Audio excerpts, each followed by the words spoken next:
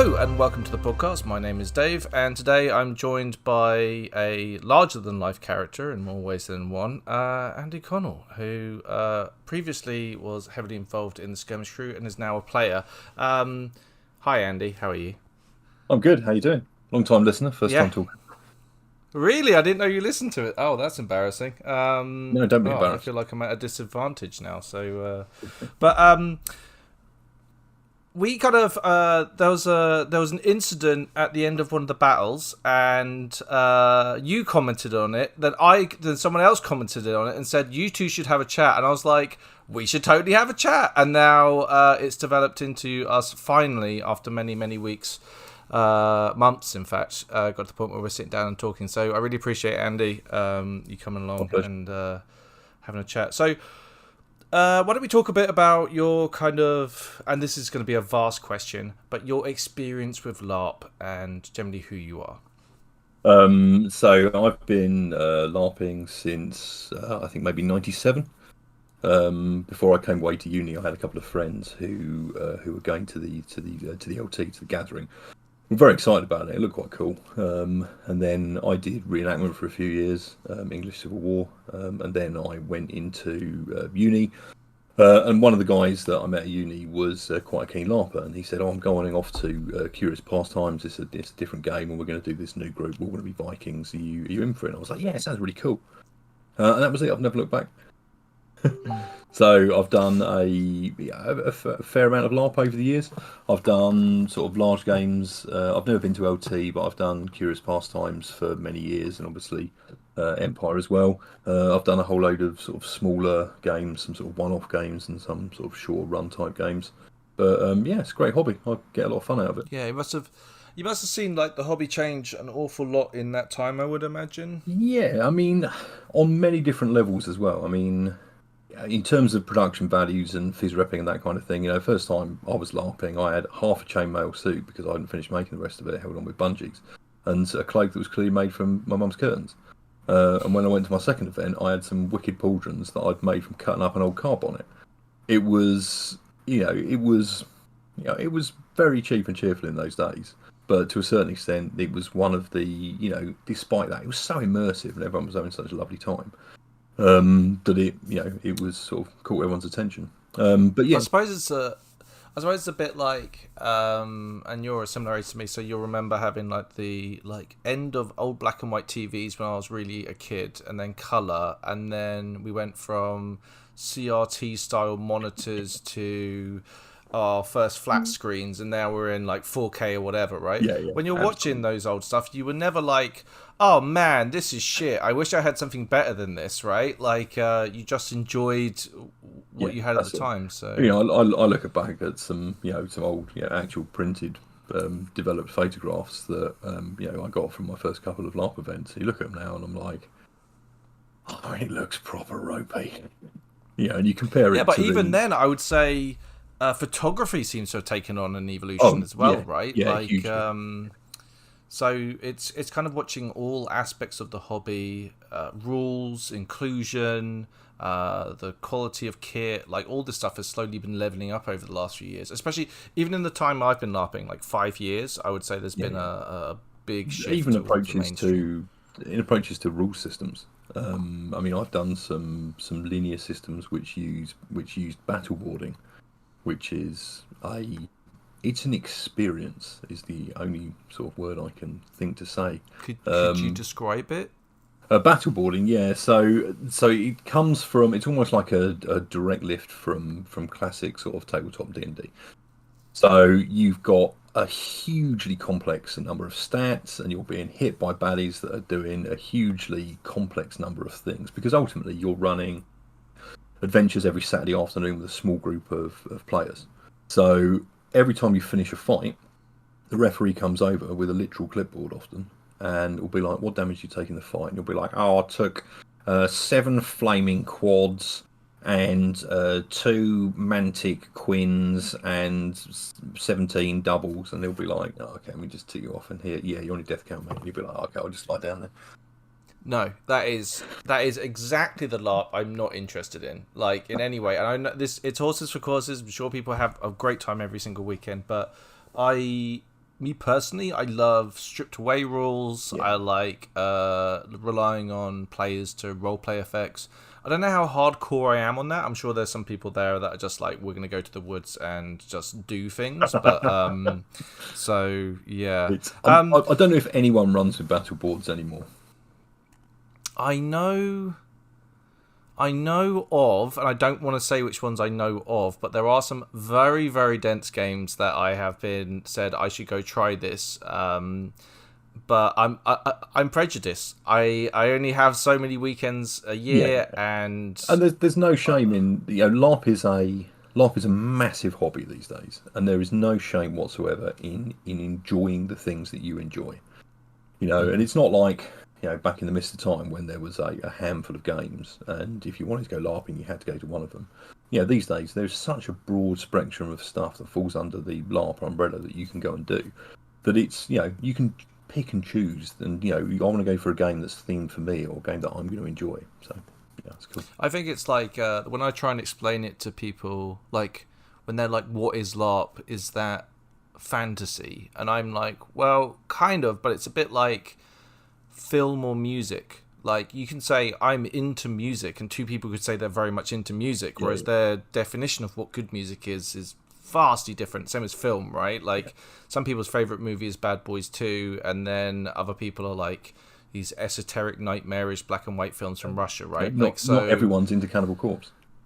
No, not everyone, but I have enjoyed Cannibal Corpse when I was at film school and was shaken to the core when I watched it. Actually, I think it just been unbanned, or I'd got a banned copy of it because it was banned for a long time. But yeah, don't watch that movie. Right, let's get into skirmishing. Let's kind of do the main chunky bits that we should be talking about, and then we can ramble off into the distance towards the end of the episode. So, could you give a quick overview of what your opinion of what skirmishing is and why you've kind of enjoyed it? So I played at Empire one event in the first year, and I went with a group of friends. I had an okay time. But I saw that if I could come back, I would have a great time to a certain extent. But didn't come back. I was doing faction command stuff over at Curious Pastimes that was taking up a lot of my sort of LARP time. And then a few years later, Matt phoned me up and said, "Do you want to come and do some work for Empire?" And I said, "I've just packed in faction command. I don't really have the time between events to do the stuff you need to do between events." He was like, "No, just come and be the Orc General." And I was like, "What, for real? So I can just come and do my favourite bit of LARP twice a weekend, and that's it? No other responsibility?" He was like, "No, it'd be great." So I came along, and obviously halfway through the first event, because I can't let things, be chaotic because it drives me around the bend. I sort of took charge of the skirmish team and sort of helped wrangle them. It's fun. I enjoy it. A lot of people. Actually, that's not true. So for a while, there was a big shift. People very much turned their noses up at LARP combat as being a very low-brow experience. You stop role-playing when you go and fight people with rubber sticks, which I've always found baffling. For me, one of the greatest crucibles of, fake emotion, because ultimately that's what we're having when we go LARPing, is found on the battlefield, and as a result of a fallout of the things that happen on the battlefield. So for me, it's always been a vast generator of emotionally driven and emotionally charged roleplay. And for me, the narrative of combat and the narrative of why you're fighting and who you're fighting and how you're fighting is something that's a hugely enjoyable experience. And I think that's why I've always, I don't particularly enjoy just fighting people with rubber sticks. I find it stunningly dull because I also have no emotional buy into that whatsoever. But once you layer the narrative and everything else on top, then it's often my favourite bit of games. Not always. Yeah, and I think that's we're going to talk. I think mainly about Empire. Yeah. So if we're being general about things, it's probably we're talking about Empire. Lots of different systems have different stuff going on. But I find the Empire stuff is kind of interesting because you do get a few different flavors of baddie, which range from your kind of regimented orcs who are painfully dull, which are the Jotun. And then you have the Druge, who are really fun and nasty. Jotun, who fight... stop me if I'm wrong, by the way, actually. I'm going to go through them and see if I'm right. The Grendel, who are kind of like us. They're smart, and they fight a bit like Imperials. But then you could go into like a whole bunch of wacky shit. So you've got like the Valorn, who are like plant zombies. You have wraiths and undead and special units that do crazy shit, and war rhinos and ice giants, which you actually were an ice giant, is that right, Andy? Yeah, I've been an ice giant, yeah. Yeah, and you're quite tall anyway. But to stick stilts on you, and then put this enormous costume, it's quite the sight. If you haven't seen that, but yeah, like, what sort of do you like the variety? Do you have favourites that you've done over the years? So the variety is Empire specifically is a really important thing for me.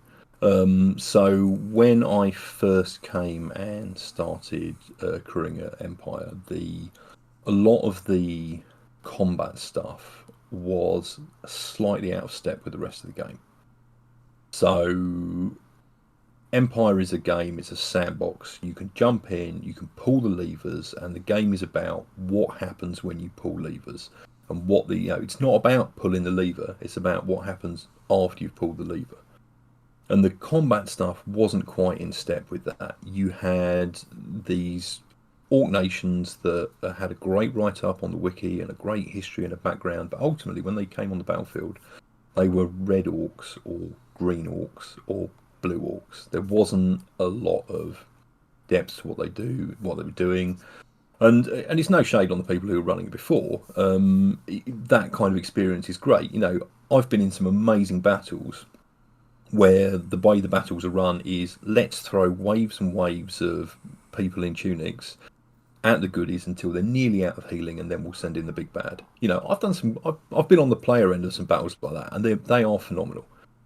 But ultimately, it's not really what ticks my boxes. What I like when I go on the field is to be in a live environment, and for me, it was critically important that Empire's fighting was the same as Empire's bits that aren't fighting. You have the opportunity to jump in, to pull the levers, and then you see what happens. So we transitioned to having the battles led in character rather than led out of character, and having sort of people shepherded around by referees. And we also put a huge amount of effort into fleshing out the units for the orc nations, because they should be varied. You should be able to look across a battle line of your toon and go, right, that's a unit of Skaldir, that's a unit of Ulvenwar, that's a unit of Raujost.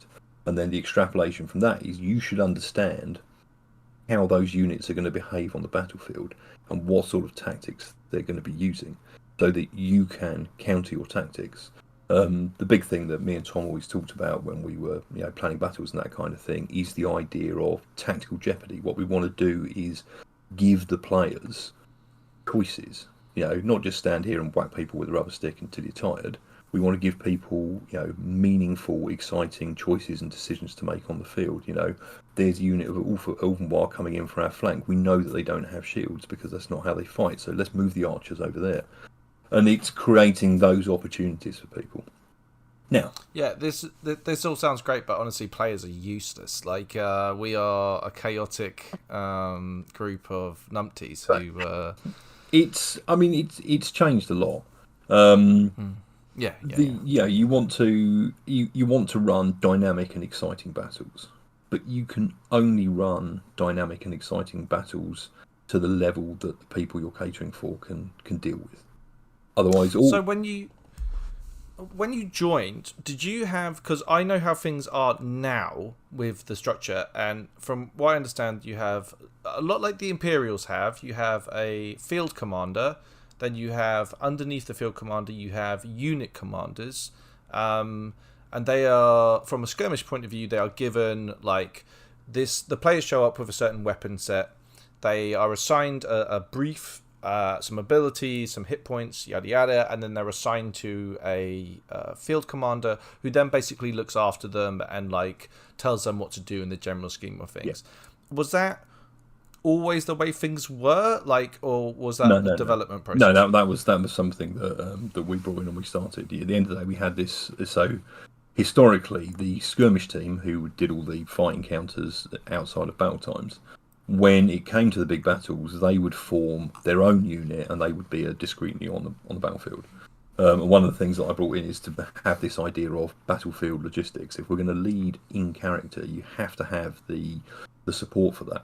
So in the current era, the skirmish team play the unit commanders, they play the runners, they play the scouts, they play any special monsters that need doing and that kind of thing. But having that battlefield infrastructure is absolutely critical. And for quite a while, on the player side of the fence, that battlefield infrastructure has historically been somewhat lacking. It's a choice that people make. It's an area of, when I am playing as a player, it's an area of game that I enjoy. You know, talking about when we get on the battlefield, how are we going to make war? Who's going to stand where? What are our subunits going to be? How are we going to exploit opportunities? How are we going to be vigilant? You know, and all that kind of stuff. And I appreciate that game isn't for everybody. Some people just want to file onto the battlefield with their mates and whack people rubber sticks and go home again. And that's cool. You have to. I think it adds to like a way more dynamic feeling. Like when I'm going to the battle, and like there's something to be said about also very experienced crew that you're fighting against. Like if you're fighting against a Druge force, you know they're going to try and fuck you over by flanking you, by doing feigning retreats, a bunch of other tactics that you're like, you kind of as a player have to kind of get your head, okay, we're going to fight these sort of people, it's going to be this sort of fight, we're in this sort of location. Like Druge on the open field can be a bit shit, but once you get into the woods, that's where they really shine, you know, like, and there's lots of avenues for attack and all that stuff. So yeah, the Druge are out of all the Orcs Empire, the Druge are my absolute favourites. They are. It's not because they're stinkers either, although they are stinkers. The Imperial tactics always tend to be very cautious, hugely cautious, and I'm a heartless monster. So when I am leading people in character, their characters' lives are the coin that I spend to achieve the objectives I want to achieve. And I don't lose any sleep about my friends having to re-roll a new character or whatever. I appreciate that not everybody is a cold-hearted meanie like I am. So there are a lot of folk who, when they're leading a unit or even leading an army or leading the whole empire, they come on the battlefield and their number one objective is to bring all their friends home, which is a terrible way to fight a battle. It hamstrings you from the beginning because you're too cautious. So very often, and it's not all the time, and it's less so in the modern era, but the players, the Imperial side, will bunch up and they will try and be in one big unit made of 800 people, because everyone is scared of going off on their own and being separated and being cut off and surrounded and that kind of thing. And, you know, and it's a genuine fear, but you counter that with good tactics and good communication. You know, I contrast it to CP, and when we do the big battles at CP, the factions could be hundreds of yards from each other through the woods, down the hill and up the valley on the other side, and keeping in touch by runners and that kind of thing. And you don't have that same sort of blobbing up nature. Part of the issue you've got at the current site, though, is the limitations of physical space. You know, people think that field for the battlefield is massive. It's not. You can comfortably jog from one side of it to the other in about 1.5 minutes, and that's for like a fat man like me in plate armor. Well, maybe you with your massive legs. It takes me about 5 minutes, I would say, and then I'm puffed out by the time we get to the end. But yeah, I think it's also like a question of scale here as well, right? Like I'm sure back in the early days when there was maybe a couple of thousand players, am I right in thinking something around that ballpark? It's become more problematic as time has gone on, and especially the Druge need space to manoeuvre, and at the moment you just don't have that space. We got was it Druge? We got absolutely gorilla fucked by. Yeah, it was like actually I saw you. You were in the center because you're a player now, and you were in the center section, and it was just an absolute stomping. Like units moving out and exposing other units, but like you said, with that many people, there is a lack of maneuver on that site. So I wonder if PD will be getting their own site. Not that I would make any comments on that because it's very secret stuff. Top secret. Yeah, so the development of the kind of skirmish game. Let's talk about what lessons you learned, how you got to where we are now, when you were doing that sort of thing. So it's you only learn by doing, and very often we would try and run battles that were too dynamic for what the players were.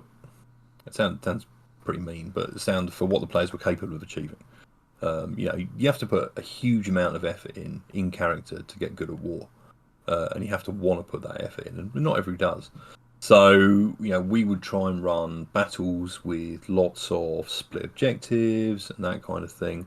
And one of the things we found is you'd present battles to the military council because they have a sort of a choice. They can choose from several battles, and there's pros and cons in terms of consequence to taking each one. And we very much found that it would be, if we presented a battle that was perceived to be too challenging, irrespective of what the potential outcome would be, they'd be like, yeah, we're not going to do that one. Two objectives at the same time? Absolutely not. And one of the things that's happened over the last couple of years is we've very much moved away from having a single objective.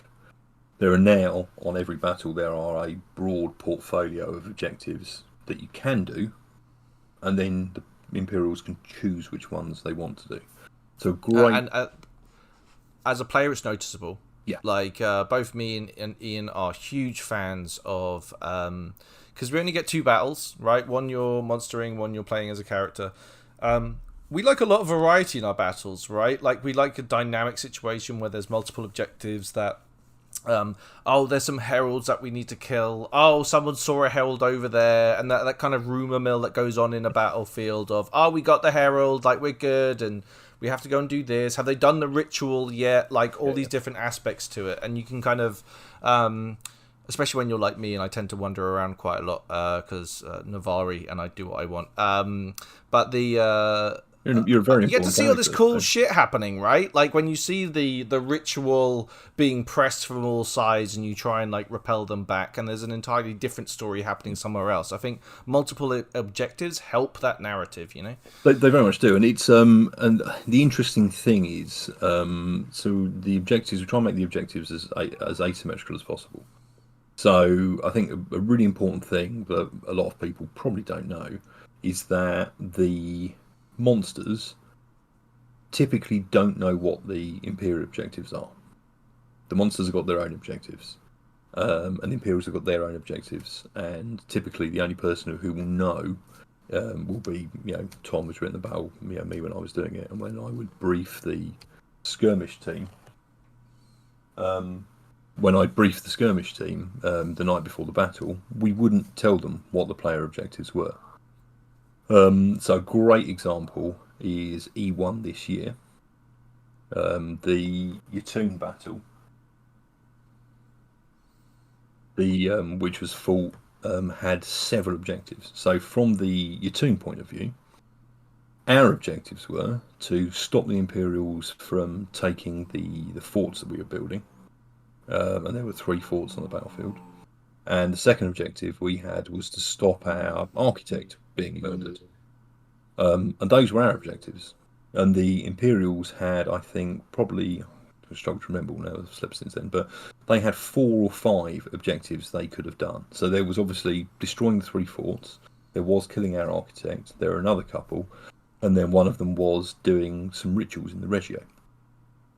So for me, it was a really interesting battle to watch how it unfolded, because you had the players, when they came on the battlefield, the only objective they'd chosen to really go for was to do the rituals in the Regio, which was something the Yatun just didn't care about and weren't even contesting.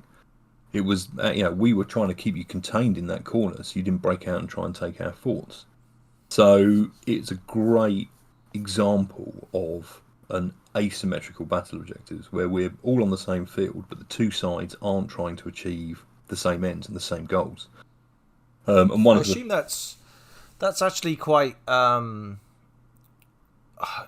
abstractly relevant to how actual armies would probably fight each other, right? Like, especially specific units. You go hold this hill. They might look at that and be like, well, we don't need that hill because that's not part of our game plan. Our plan is to hold them down here, right? Let's talk about how do people get involved in skirmishing? Because I know that there is a group of skirmishers who are all savages who are constantly working out and feeding on Freddos every single day, dreaming about war. How do you become one of those savages? So the best thing you can do is email battles@profounddecisions.co.uk and have a chat with the guys running the team. And they'll tell you what the current requirements are for skirmish. But broadly speaking, you need to be able to commit to several events a year. It's a full-time crew role. You get your smashing meal tickets and an unlimited number of Freddos. And in return, you have to work like a dog all weekend. It's a pretty physically grueling role because you are wearing armour, charging about and fighting from 7 o'clock in the morning, because that's when we get up and go for breakfast and get ready for the battle prep, all the way through until 10, 11 o'clock at night. And then usually after then, there's a whole load of additional skirmishes that happen that the skirmish team resource as well, or encounters in Anvil, or quite often these days they do some of the cool tent encounters as well. Because one of these I've heard about these. Yeah, they're quite cool. So Empire's got a separate NPC team who are phenomenal at absorbing the kind of the level of information you need to coherently hold in your brain to be a convincing NPC at Empire. But one of the things the skirmish team are great at is they are brilliant at portraying a group of people who know each other and who have a pre-existing relationship. So the NPC team, they're all phenomenal role players, but you could take 8 of them and put them in a room and make them be a gang, and it would be very obvious that they weren't a gang. Whereas with the skirmish team, they've got that very close relationship between all of them, where you can put them in that situation and they will believably portray a group of people. I've heard about this magical place, which is like a tent full of snacks. Is that place real, or is that? It's a tent and a cabin. Tent and a cabin, and you can, full of snacks, and even to the point where you're like, "Oh, I wanted this snack," and they'll be like, "Don't worry, we will provide that snack for you when we're able." It sounds like a magical place. It's phenomenal. It's not good for the waistline. But... Yeah, from what I've heard as well, the way that skirmishes work during the day. So, say if you are part of the skirmish crew, you'll do a set of 3 or 4 skirmishes as one flavor of baddie. Yeah. Then you'll have a little bit of chill out time, change your outfits, get ready for a new round of these. So it's not all go every 15 minutes, right? Well, it is at some points, but then there's little breaks here and there. So one of the significant things that's changed over the years is arranging how the skirmish is done. So historically, loads of plot writers would write skirmishes, and you'd end up in a situation where the team would spend more time getting changed than they did skirmishing. So we kind of told people that they had to write particular flavoured skirmishes. Yeah, you can still do your cool thing, but you need to do it here, not there. So you could put skirmishes into blocks so that you didn't have to keep wasting valuable combat time by changing your trousers. So so they come out. The guys tend to come out onto the field, and they'll do 3 or 4 back-to-back skirmishes, which will be your Toon or Druge or whatever it is, and then they'll get to come back. I mean, I'm not going to be so glamorous to say have a sit down, but you get changed and you get a different weapon loadout and put some different armour on, and then you go straight back out into the woods. load up on Freddos, and in you go again. Freddos. That's it. Yeah. Relentless. I've actually become a huge fan of battle snacks. This is something I've developed this year. Is have a little something in your pocket. Is the top tip. Like learn from the Skirmish crew. Bring yourself a little a chocky Rice bar Krispie or square. Rice Krispie square, bit of sausage. Mission accomplished. Well, my friend Millie, she brings pocket sausage, and it's when you're offered pocket sausage as a day-to-day person, you'll probably be like, no thank you, I don't want a pocket sausage. In the middle of battle, nothing better than a pocket sausage. I'll take that. I'll pick the fluff off. It'll be fine. Yeah, exactly. Yeah. Is there anything that you want to say more about the kind of like to anyone that would want to join the Skirmish crew? Like it's I can't underplay how much effort it is to do, but it is phenomenally rewarding. You get to do loads of cool different things. You get to... One thing that's really nice that the team do is all the roles get rotated. It's not always the same people doing the same jobs. Everybody gets to have a crack at everything. Everyone gets to try being in one of the big monster suits. Everyone gets to try being a unit commander or a runner or a scout or whatever it is. So you actually get to do a huge array of different jobs, more so than you would if you were playing, for example. So it's really fun. It's probably not, and one of the things we always used to say is it's not really suitable for people who are new to LARP. There is the very divided school of thought, and some people were like, "Oh, the best way to get into LARP is to go and crew something," and a lot of people are like, the best way to get into LARP is to go and play something. And I'm definitely in that camp. There is something about crewing, and I love crewing, but once you've seen the inside of the sausage factory, the magic is not the same. Whereas, I can vividly remember my first LARP event as a player. It is lodged in my head and it will never go away. And I think if I had crewed LARP before that, I would have had a very different experience. Yeah, I think there's something to be said about that. It's one of the things I sometimes worry about with Empire. The longer I play, the more I become aware of how things work and how the mechanisms of things, how behind the scenes they're actually moved and reacted to. Is one of those things where I quite like being as ignorant as I am sometimes. Like, ever so often I get a little peek and then I'm like, nah, fuck it. Like, I'll just keep being ignorant. Sometimes it feels like I'm bashing my head against a brick wall. But like, generally I'm having a really nice time not knowing exactly how things work, Yeah. It makes it easier to absorb yourself in the game world. But to a certain extent, Empire's such a big game these days and it's got so many different facets of it.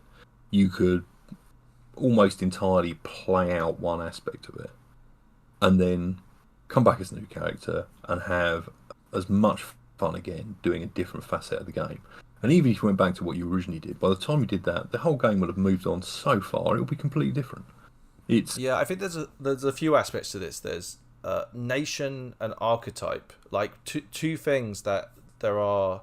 9 nations? Yeah, 9 nations. I'm right in saying that? Yeah, I know that. 10 nations? 10 nations. There are 10 nations. I've got your back here, don't worry. I was just testing the audience there just to keep you guys sharp. I can see why you would have forgot the Navari.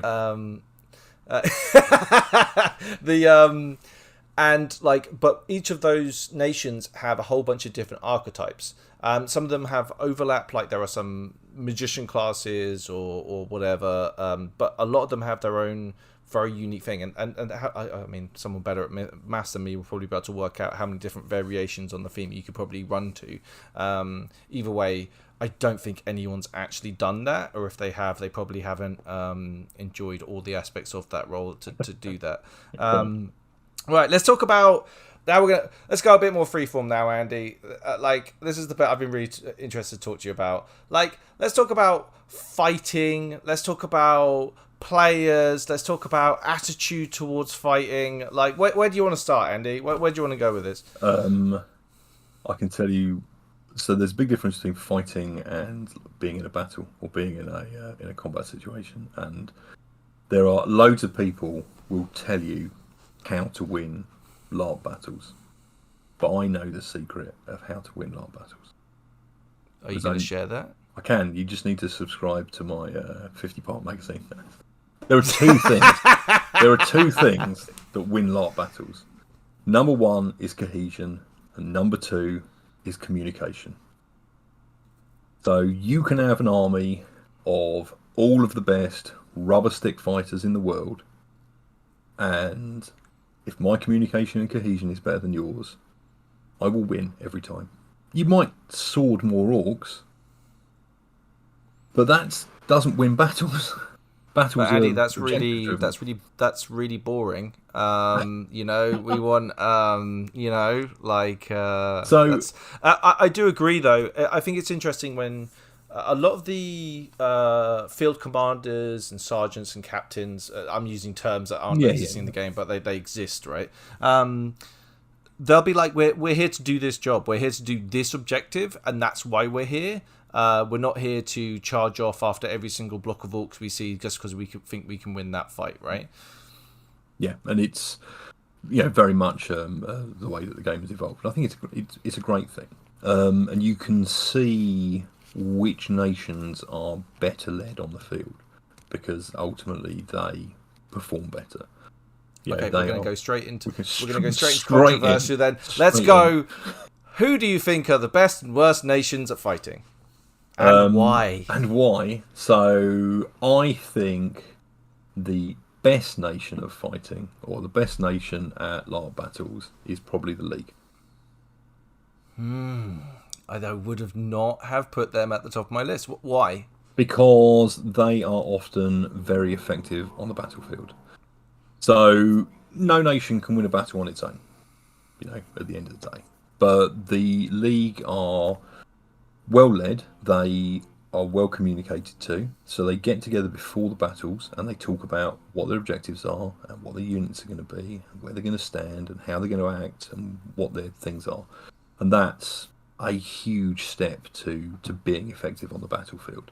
They're very rarely in the wrong place to be effective. There are a whole load of people on the come on the battlefield and they should very often zig, and in fact they zag, and it all goes very badly wrong. But the League are cohesive, they fight well together, and they know where to be at the end of the day. So, yeah, probably the League at the top. Interesting. I hate that because I have friends who are in the League, and they're smug enough as it is. So awkward. Another thing for them to be smug about. Let's go to the opposite side. Maybe nations that need a little help in how they are organised? I'll be brutally honest and say it. For me, at the bottom of the tree is currently Wintermark. I would agree. It's a size thing, and it's a composition thing. There are some great units at Wintermark. Agreed. But then there are also a whole load of people who aren't particularly well led and end up turning themselves into a bit of a liability. So I've seen there's like one or two really cool units in Wintermark that are really very good. Like they're good fighters. They know when to not bum rush after someone. They know when to maneuver to stop them being surrounded. I think it has something to do with also the speed up of experienced players and what that means for communication and ability. Because I've noticed that Navarre, now we're massive. We've had similar issues, especially seeing that we lost a few key leadership figures on the battlefield as well. This leads to kind of like problems with that, So like having a unified front of well-known faces can sometimes be a huge difference if you're just wandering around really not knowing where you should be and what you're doing in a battle. Yeah, it's when I'm commanding the orcs at the end of the day, when Wintermark and you're quite right to a certain extent historically Navarre come on the battlefield, I'm like, great. So all I'm going to do is tar pit their two good units and I'm just going to fight those terrible people and then they're all going to go home. Well, that's a deep comfort to us all. Yeah, let's talk about how do you feel about rule sets and people sticking to rules and how battles can develop in that sort of way. Like, I'll start just to give a kind of quick overview of my opinion on it. When the battles are really, especially in like crush situations, I'm talking like when people are holding the gates, for example, or there's a lot happening and it's very loud. I think calls can often be lost because of the obviously one side are wearing orc mask, the other side might be wearing full clank chain. So I think there's an awful lot of people that genuinely miss calls. There is another side of this, and I think this is a much smaller amount of players, is ones that deliberately either ignore or will bend the rules slightly to their advantage with not following exactly how it should be done. For example, you get a cleaved leg and then they hobble back 5 meters, then fall behind the line, and it's, for me, 90% of cheating at LARP is wholly accidental. Yeah, it's a frenetic and it's a chaotic environment, and at the end of the day, we're not actually stabbing each other. And especially if you've got a load of armor on and you're wearing a helmet, you don't feel the arrow. You don't count that. Was that 6 hits or was that 8? I don't know. You don't hear the strike down, or you think it hit Jeff next to you, and it happens. And I think the overwhelming majority of people fall into that camp. And and ultimately the job of the referees is to just go, oh, that was a strike down, mate. And you go, oh shit, sorry, and you fall over. Or I think that was 12 hits, not 8. And you're like, oh, okay, I should definitely be on my death count. And that works fine. Everybody does that, and everybody accepts that's the case. But I literally did that the battle on Sunday, was it? Whichever one we were fighting on. There was a big melee, and it was all kicking off, and somebody yelled cleave, and it was only after we disengaged that I was like, because of the adrenaline's up, I was like, shit, was that cleave for me, and was that what I felt on my leg? So, and I try and play by the rules as hard as I can, but like it happens all the time, So, but yeah, sorry, I interrupted you. No. But it's it happens, and it's okay. And people shouldn't beat themselves up about it. Yeah, never stop trying to be brilliant, but don't go home and cry into your pillow because you accidentally didn't take a cleave. Just take 2 next time you go out.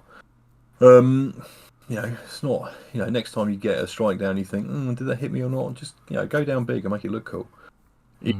Because the thing for me is, a lot of the weapon calls, especially at LARP, they're fizz reps for the things that you can't do at LARP. I can't hit you so hard that you fall over at LARP because it's not cool. But I can shout strike down instead, which is the fizz rep for that. And I can't charge into you, but I can shout repel. And they're the, I can't get my block of 60 people to steamroller into your block of 60 people and knock you all over, but that's a mass repel. So the calls make up for the things that you can't really realistically achieve in LARP combat. But there are a small proportion of people who are just massive cheats. And one of the most frustrating things that sort of being in the skirmish team and on that side of the fence for such a long time is you see these people all the time, and some of them are astonishingly brazen about it. And you just see them again and again and again. And then it colours your opinion of them when you go and play. You're like, I'm not going to roleplay with that guy. He's a massive cheat. I'm just not going to. I'm not interested, even though it might make all the sense in the world for my character to go and interact with that person's character. I'm not doing it. I don't want to hang out with. I think it's interesting the kind of mindset behind that. I think like my first character Irfan died, and it was one of the best experiences I've ever had. Like it was absolutely awesome, and it also gave me an opportunity in a number of different ways. One, my death was fucking epic and really, really good fun. 2, like I got to see all my friends kind of give a eulogy and be upset about my character, and we don't get to go to our own funerals. So also to see like people's opinion of my character, like there were so many aspects to it that I was like, really, that's who you think that's so interesting, like so for me, I understand how really important part of the hobby is character death and characters ending, because it creates so much follow-on roleplay for everybody else. You know, and it's an old trope, but it's better to burn out than fade away. And it's great to see people doing that. Well, I think it's like the people get so attached to their characters. I think there's an I honestly think it's an insecurity thing. I genuinely do. Like, this isn't like someone's going out there and being like, I'm going to be really horrible. I see it as kind of sad, right? Like, dude, like we're playing fantasy war and you're cheating. Like that says like a terrifyingly large amount about that person personally, that you're like, what? Why do you feel the need to cheat at this, right? Like, if you're a big whoop at Empire, have confidence that you're going to be a big whoop again, if that's what you want to do. And maybe change things up and be someone new the next time, you know? I don't know, it's hard to say. I don't know if it's just more noticeable when people in prominent in-character positions do it, or whether it's intrinsically linked to, you know, I have crowbarred my character to this point in the game, and I don't want to put that effort in again. So, you know, I'm not going to take that hit that would leave me here stranded with all my mates. I'm actually going to, you know, take the arrow and then gracefully leap back 20 yards behind the battle lines and then die dramatically in safety just next to this physician. Mm-hmm. So, you know, but for me, character death's really important, and it's a really big part of the game, and it's one of the things that makes a lot of UK games stand out from some of the big European games like Drakenfest and that kind of thing, where it's much more of a spectacle and a bit less gamey. And if you want to choose your character to be dead, you can crack on and choose your character to be dead. But if you don't want to, you don't have to.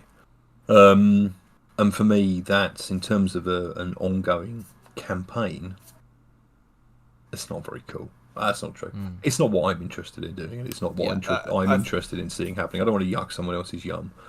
But it's, I've never heard that expression. I mean, not okay. You know. No, amazing. You can file it away, pass it off as your own. Yeah, absolutely. So it's, but it makes me makes me sad when I see it.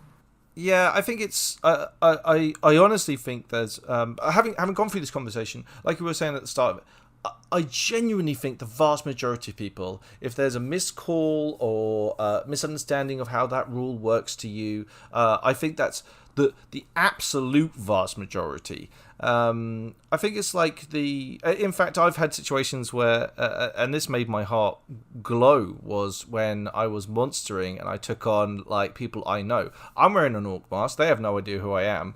And I clipped the back of this guy's leg. He had braces on the front, so metal braces, so it wouldn't have worked on the front of his leg. Clipped the back of his leg. He went down like a sack of potatoes, grabbing his leg, and I was just like, I knew that guy was a good guy, and there he is doing exactly, because I was almost like, hey, that could have hit the plate if he wanted to, it could have done. But he made the decision that no, that 100% touched the back of my leg, and therefore I go down. I was like, good fucking dude, man. Like that's how it's done. You know? It's fun, and it's role playing, and it's drama, and it's engagement. Why wouldn't you want to, I see people who take a strike down and they just kind of like edge backwards 5 paces and go on one knee, and I'm like, you've just missed the golden opportunity to do some great role playing, where you could have thrown yourself to the floor and your friends could have stormed forward to rescue you and that kind of thing. And it ties into almost a good spirit of monstering. At the end of the day, when we go on the battlefield to monster, we're not after a kill count. The Orcs' victory isn't keyed to the number of Imperials they murder, in just the same way the Imperial victory isn't keyed to the same number of Orcs they murder. So, we're not deliberately gunning for a body count. So, people who do big role play and do great role play and take their effects well, they're not the people who are going to get executed by the Kalad. Also, I think there's something interesting to be said about when you first start going to LARP. you don't know that many people, and not having friends is a really quick way to die sometimes. Just by the nature of how fights work, you've got a lack of experience and a lack of people. I know people who are very popular people who have made some very reckless decisions, trying to roll the dice and see if they will die. And they keep on getting saved. Over and over and over and over again. It's like very hard to die sometimes. Or if you do die, you're taking 10 of your mates with you. So, but it's most OP. People talk about the most important skill at LARP, and a lot of people talk about the most overpowered skill at LARP being charisma. It's not. The most overpowered skill at LARP is having mates. And cardio. Surely everyone's got that. Oh yeah. I haven't expanded heavily through 2 Hobbit LARPs recently, and the heaviest I've ever been. Honestly, I am. I've got this LARP in the Czech Republic in January, which is like a 25k hike over mountains called Legion. Yeah. It's basically a death march, and I'm like, I need to get my tubby ass down the gym like immediately, otherwise I'm literally gonna die on that hill. Don't go to the gym. Gyms are terrible. You should do the zombies run, couch to 5k. That's pretty cool. Oh yeah, I did the BBC one, but zombies sound great. Oh yeah, you get like a little narrative about how you're being chased by zombies while you go for a run. I mean, I hate running with a passion that burns. It's the only thing that gets me through. Nice. Yeah, I mean, I think like one of the nice things about fitness and LARP is actually having the ability to do the things you want to on the field is kind of being clever. And obviously, there are people with disabilities or things that will hold them back. I've had personally a whole shitload of medical problems in the last couple of years that never seem to end. In fact, this year I haven't been in an ambulance, and I'm taking that as a massive win. But the I think for a lot of folks out there, exercise, the gym, these things can be very alien concepts to them and kind of like full of people that are kind of mean and whatever. But LARP is a good reason to get your body into shape, be healthy, so you can be the hero that charges around the battlefield, like risking your life to save your friends and all that stuff. Yeah, absolutely. It's great. It's cool, and I think it's as LARP, as we said at the beginning of the conversation. LARP has become a lot more mainstream, certainly in the public eye. I've never been one to be ashamed of telling people about my hobbies, and I'm the first person to go, here, look at these amazing pictures of me doing my hobby. Look, check this out. Look at me, I'm brilliant. But no, that's not for everyone. But it's nice in this day and age to be able to say, when someone says, oh, what do you do? And you go, because you used to be able to go, oh, it's a bit like reenactment, but we use rubber swords and we dress like orcs. Whereas these days you can say, oh yeah, it's like Lord of the Rings or Game of Thrones or something like that, and people are like, oh yeah, I mean that sounds brilliant. I think I've seen that since we started playing the game, because we came in like a big wave of like people becoming popular.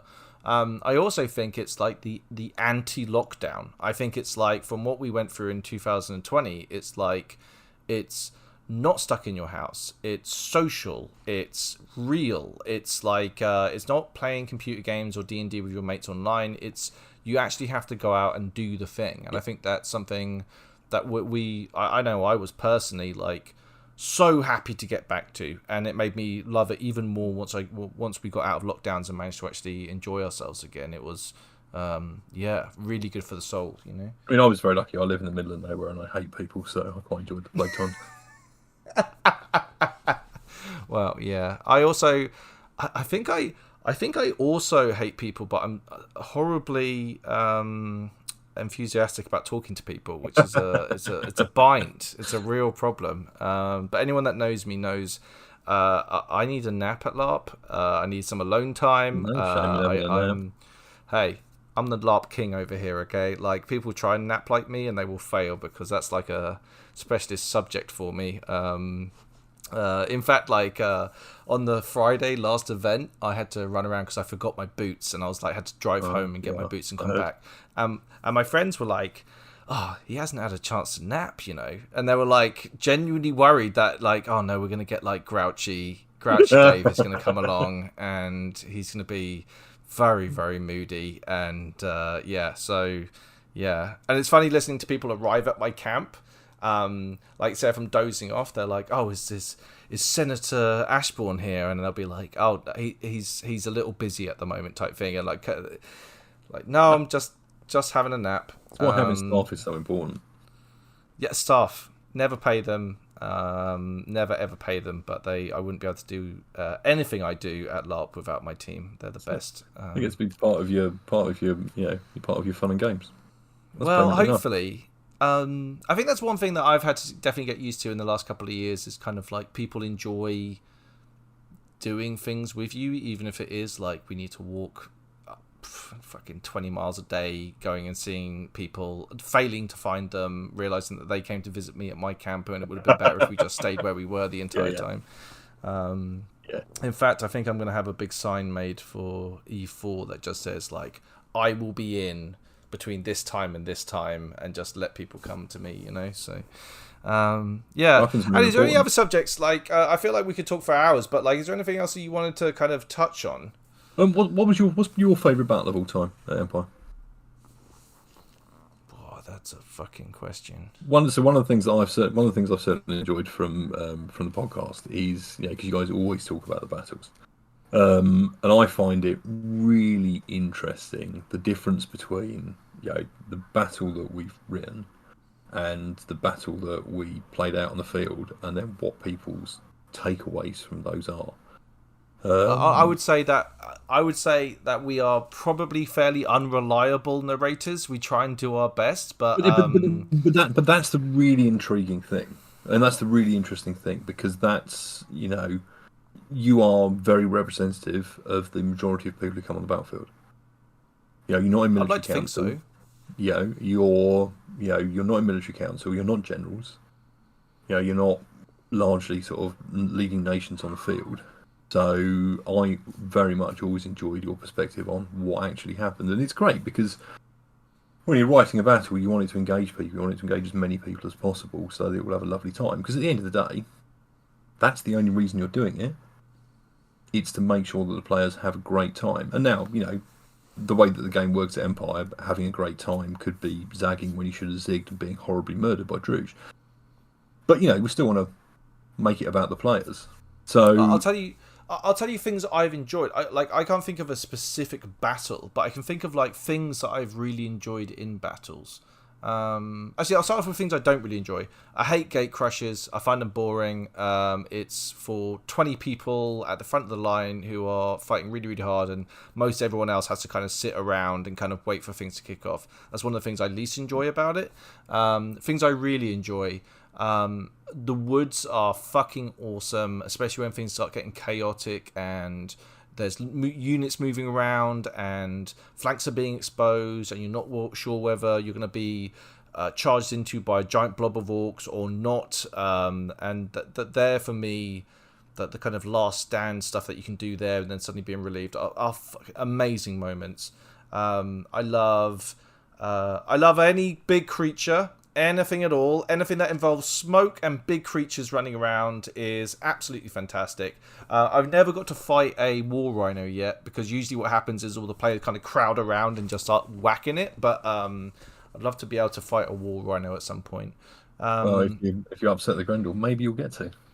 Oh, I wonder if we're going to go to war with the Grendel or not. The biggest... Who knows, Andy? Anything could happen. Anything could happen.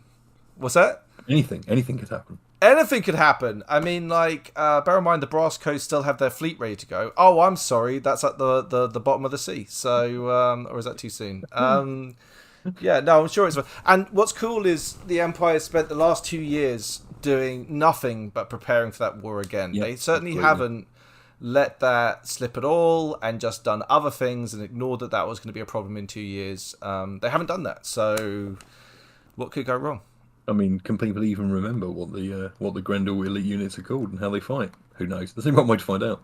There's only one way to find out, and I personally look forward to being a Grendel again, because that's they're definitely like way up there in some of my more favourite things, mainly because of our unit commander that we had. But Bill, my man Bill. He's the best. Bill, he's an absolute great. champion. Absolute champion. I think like he's and I'm just gonna kiss his ass for a bit, but that he's really, really good at being clear in instruction, understanding that not everyone in the group has the same level of fitness, and he's always checking in to make sure people are okay. He actively makes people in that unit want to be part of that unit. They want to go and find him again. They want to be part of the group of people that they... and he builds bonds very quickly as part of a team. So often when you're being assigned to units, you might be with complete random people, maybe one or two mates part of that. He really good cohesion, really good fun, good attitude, and also very good at fighting. Like, I've had military commanders that have made us charge parallel to the front of the Imperial line and then just got absolutely ganked, or someone that would charge you off over a giant group of bushes and then fight on the edge of a bush with nowhere to maneuver, like stuff like that. But you always get the feeling like he's not going to send you to your deaths unless it's absolutely necessary, and we're going to have an absolute baller time. So yeah, Bill, well done, man. Like, hats off to you. Yeah. Probably good value. I haven't had him in ages. I need to kind of put a special request in to have him as a unit commander, but I'll have a chat with him. Yeah, have a chat and just see if I can collar him. You know, I'll wear a special armband because I've got my alt mask on. Well, luckily, his favourite unit to command is Wave Riders for the Grendel. So Wave Riders, yeah. A little bit, yeah, wicked.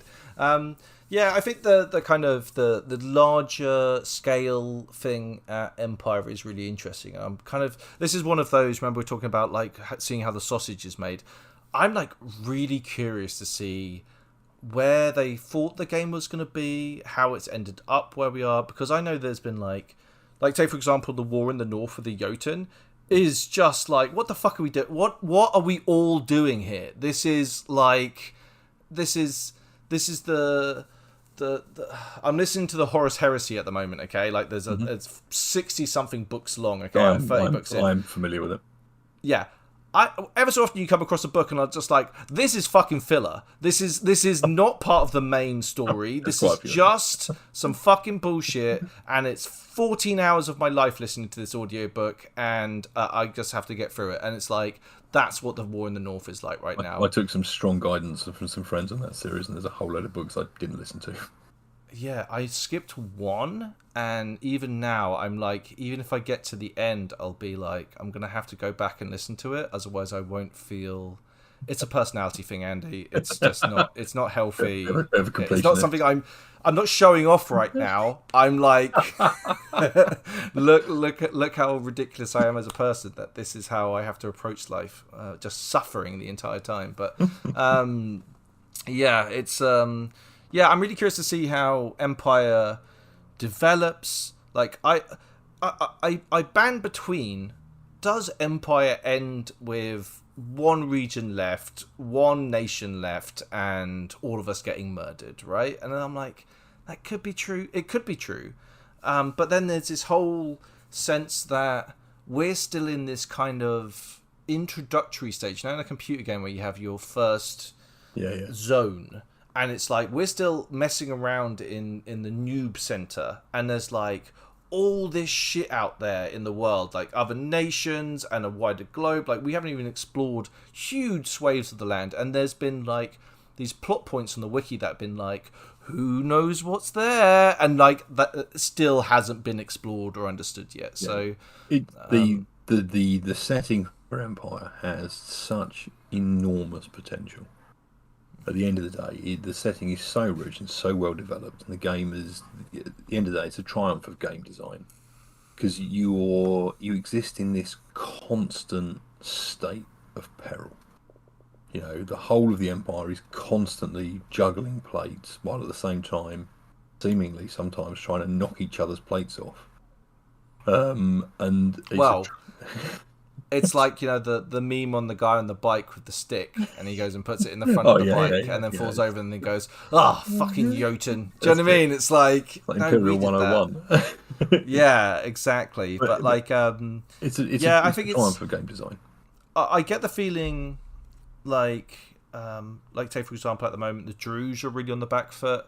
Like, even if the Druze are as a nation are destroyed, like whatever that means, right? That we take over all their territories. There's going to be something behind that territory, and the lingering remains of what the Druge are will always be there. Like there'll be some fluff in it, a lot like we have.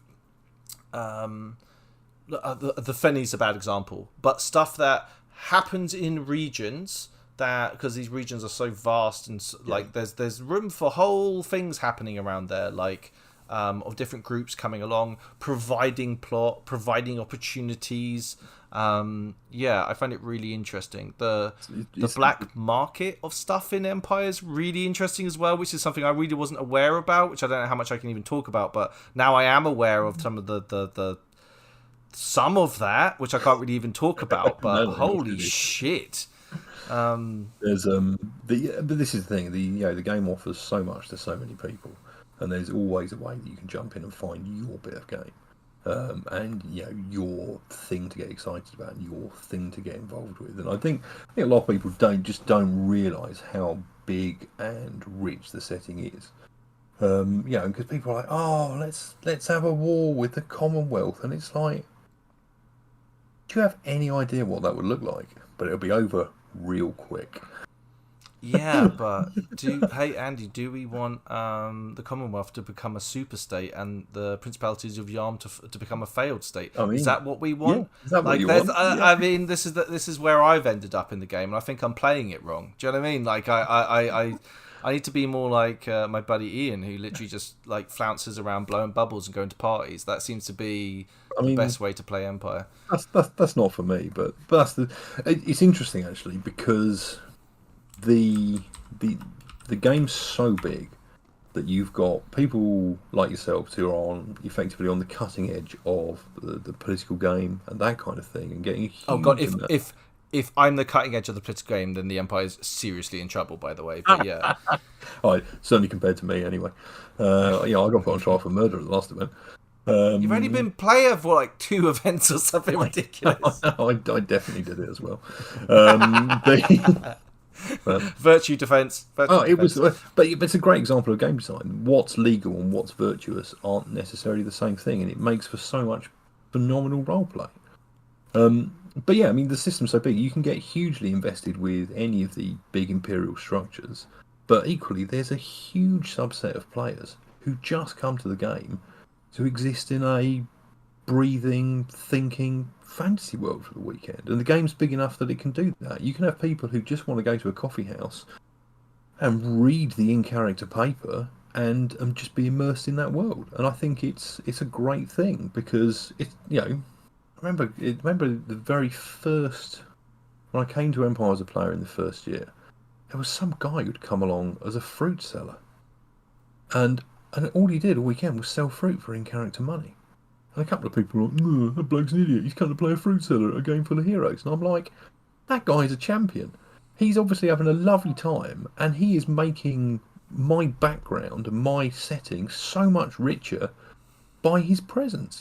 I can go and roleplay with him and give him some toy money, and I can roleplay with that guy and have a buying selling experience in a fantasy world. And no, it's not what I want to do when I come to LARP for the weekend, but I fully support his opportunity to do that because he's making my game cooler. Yeah, I know. Obviously, having played the game for a few years now, like you end up meeting. I've got lots of people that I consider to be close friends that I've only met through the hobby, only met through Empire, and it's lovely going around and just seeing all the different nations, how they're interacting, their cultures. I'd like one friend of mine in Urizen is legit a fucking hero. Like, he's actually a fucking hero. The guy's like unkillable. He's first one in, last one out. He's an absolute fucking champion.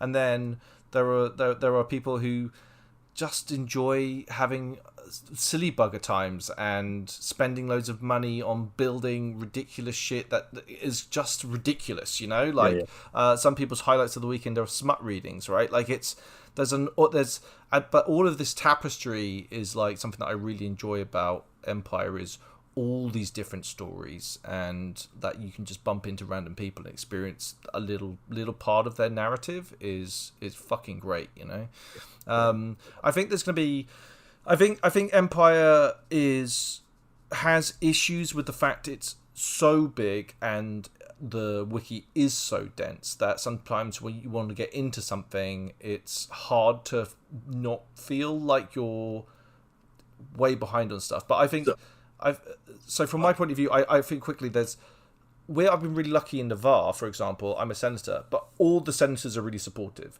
They want me to succeed, and that's part of it. So they're like helping advise me, and I think that's what a lot of more experienced players should be doing. You know.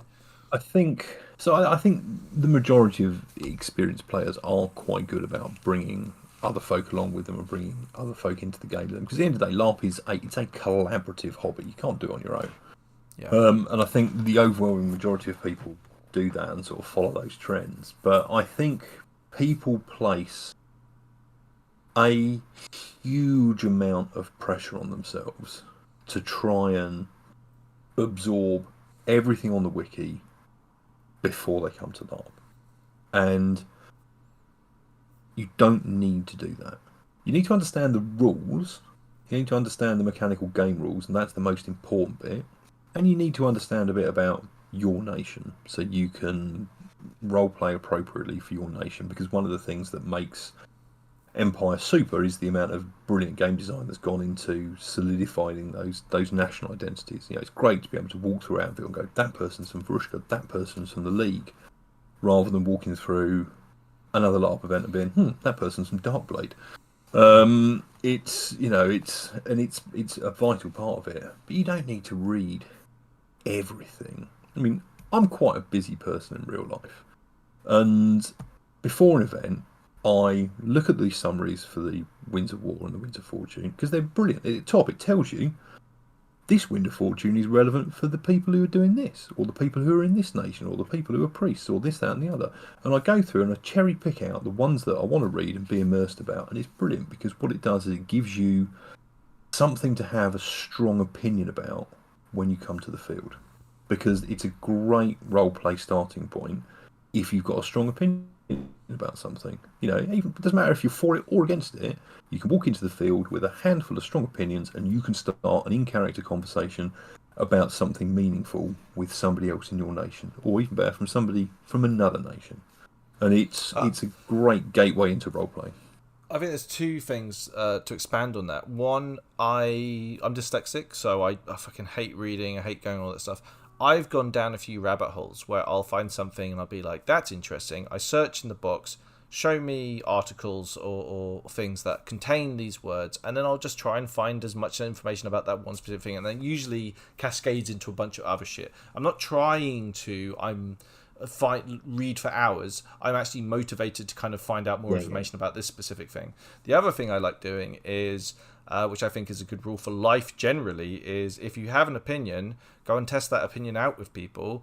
If you suddenly realize that you're missing a huge piece of it by talking to someone about it, incorporate that information into what you're saying and then go forward with that as a new basis of understanding. Yeah. And you'll slowly evolve this, like literally evolving an argument for or against a thing by engaging with that on the field. So, and it will be a cool in-character opinion that you've earned through play, and you've earned through talking to other characters and understanding their motivations and all that kind of thing. And it's such a more valid perspective than deciding what you think about something before you come. Yeah, I would agree. In fact, like through my political machinations, it's been like there are players who completely believe they are right and I believe I'm right, but we come into it from totally different perspective. From either side perspective, we're both correct. We just have a different way of viewing a thing. Say, for example, the Liberty Pact, for example. But there's a lot to that, and it doesn't necessarily mean you're wrong if someone disagrees with you. You can just be looking at it from different priorities and different perspectives, you know. Very much so. And the one thing is that is really great is that the information is there on the wiki if you want to go and look for it. There are some other games where you've got players who've been invested in playing that game for 20 years or whatever, and a lot of the in-game knowledge is locked up in their heads. And it means the only way to get that knowledge is to go and roleplay with that person or to be that person's in-character friend, which is not a great way to run a game, to be honest. having information firewalled away behind other players, I find a bit rubbish in this day and age. So having not every secret under the sun is on the wiki, and nor should it be.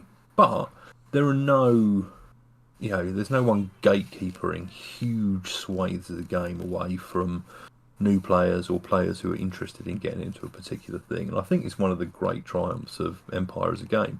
And it has the benefit of, even though it's been going for 10 years now, it has the benefit of being a new game still.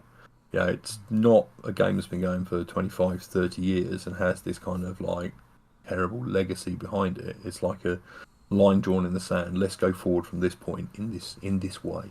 And I think that's one of its big advantages. I also think like I liken LARP to, and this happened with like indie games about 10 years ago.